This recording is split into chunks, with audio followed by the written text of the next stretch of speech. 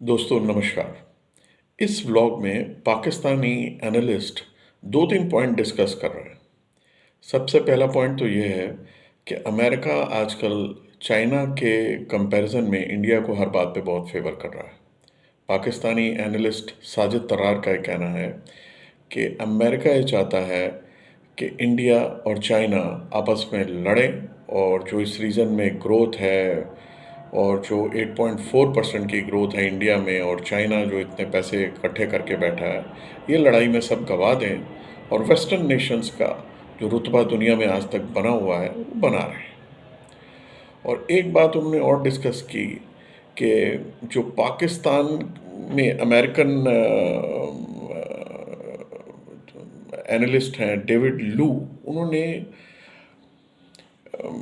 Parliamentary committee के सामने ये कहा कि जो पाकिस्तान में इलेक्शंस हुए हैं इनका ये फेयर थे या अनफेयर थे, ये इस पे एक इंक्वायरी बिठाई गई है और उस इंक्वायरी के बाद ही वो लोग डिसाइड करेंगे whether the elections were fair और नॉट।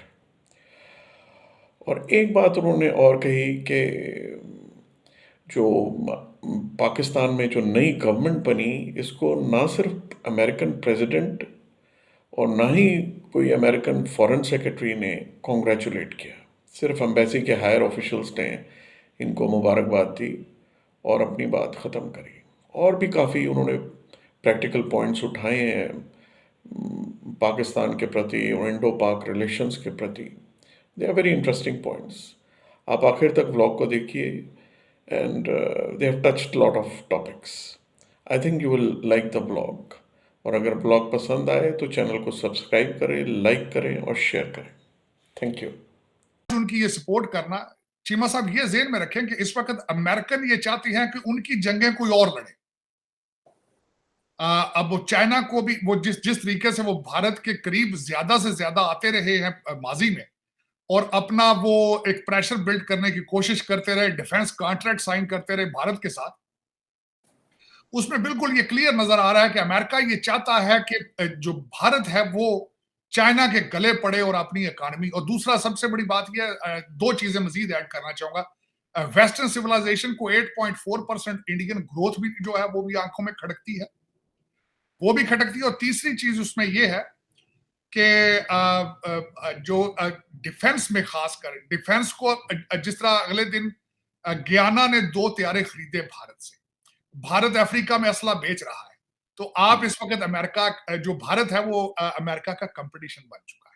तो अल्टीमेटली आपको एक वार बेस इकोनॉमी हो, एक मिलिट्री इंडस्ट्रियल कॉम्प्लेक्स हो, तो उनकी उनकी दो ख्वाहिशात तो सामने नजर आएंगी कि एक तो एक तीर से दो शिकार किए जाएं, भारत को चाइना के गले डाला जाए तो चाइना की इकोनॉमी भी रुक जाए और भारत की इकोनॉमी भी रुक जाए, और जो इनके अपने हालात खराब हैं तो ये कैचअप कर जाए। तो ये एक उसी कड़ी का मुझे उसी का एक पीस नजर आ रहा है कि आज इन्होंने कहा है जी कि एक तो आज से 10 दिन पहले यहाँ पे जब फ्रेंच प्रेसिडेंट आए थे तो हमारे अंकल बाइडन ने उसके ऊपर कुछ स्टेटमेंट दी थी, लेकिन आइसक्रीम खाते थे। कौन आइसक्रीम खा रहे थे, एंजॉय कर रहे थे, साथ हंसियां निकल रही थी, तो उस गाजा की जंग की बात कर रहे थे। अंकल बाइडन को यह नहीं पता कि 5 महीने की जंग के अंदर 31,900 लोग मर चुके हैं। 31,900 लोग जो है वो मर चुके हैं, जिनमें 27 लोग भूख से मर गए हैं, 73,500 लोग जख्मी हैं। और दूसरी तरफ सिर्फ इजराइल अपनी फौज के रिपोर्ट कर रहा है कि सिर्फ 247 फौजी मरे हैं। वो कोलैटरल डैमेज की भी रेशो होती है ना, वो बिल्कुल रेशो कोई नहीं है। टोनी भाईजान जो है, टोनी बिल्किन साहब, साउथ कोरिया सियोल में इन्होंने समिट थी डेमोक्रेसी समिट, उसमें जब गए सियोल में, टोनी बिल्किन तो चले अमेरिकन मिलिट्री कॉम्प्लेक्स का, इंडस्ट्रियल कॉम्प्लेक्स का हिस्सा है, बोइंग के बोर्ड पे रहे हैं, ये तो शायद कोई चीजें बेचने के लिए वहां पे गए होंगे। और लेकिन जो भाईजान रोजे रख के आएंगे वजीर खारजा दूसरे मुसलमान मुल्कों के, उन्हें कोई सोच नहीं है कि 32,000 बंदा मर चुका है, 32,000 बंदा। और मुझे एक और अफसोस है, आज मैं इस चीज पे बल्कि आपके इसके प्रोग्राम के हवाले से कंटेस्ट करूंगा। कल इंतहाई एक इमेच्योर स्टेटमेंट आई है जेरेड कुशनर के हवाले से। उन्होंने कहा कि गाजा जो है वो वाटर फ्रंट प्रॉपर्टी है, यहां पे तो इन सब लोगों को नाइजर भेज देना चाहिए, ये जितने फलस्तीनी हैं इनको किसी दूसरे कॉन्टेंट में भेज दें, यहां हम हाई राइज बिल्डिंगें बनाएंगे। मुसलमानों पे 2 बिलियन मुसलमान हैं और अभी तक फॉसिल फ्यूल के सबसे ज्यादा जखायर इनके पास है। और कल थप्पड़ मारा है उन्होंने इनके मुंह के मुस्तकबिल। लेकिन इसमें इनका नहीं कोई कसूर 2 बिलियन मुसलमानों का है जो ये सारा कुछ देख रहे हैं और मुंह दूसरी तरफ इंतशार का शिकार है और कोई क्लियर लीडरशिप नहीं है इस वक्त।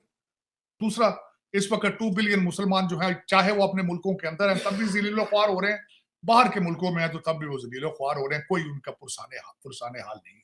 एक बात और तार साहब, दूसरा इसको बहुत सारे लोगों ने डिस्कस किया है पाकिस्तान में कि पाकिस्तान में नई हुकूमत बनी है, अमेरिकी सेक्रेटरी ऑफ स्टेट का फोन भी नहीं आया। प्रेसिडेंट तो दूर की बात, व्हाइट हाउस तो दूर की बात, सेक्रेटरी ऑफ स्टेट का फोन नहीं आया।